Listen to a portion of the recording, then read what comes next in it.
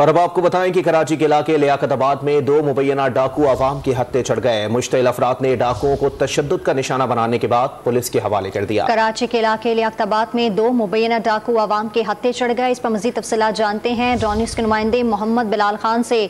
बिलाल खान, बताइएगा पुलिस ने अब तक क्या कार्रवाई की है? देखिए, लियाकताबाद में 2 मुबैना डाकू अवाम के हत्या चढ़ गए थे। मुश्तिल अफराद का डाकुओं पर बदतरीन तशद्दुद किया गया, मार मार कर मरवट कर दिया था। मुल्जिमान बी एरिया में लूट मार कर रहे थे। इलाका मकीनों की जानिब से फरार होते मुल्जिमान को पकड़ा गया।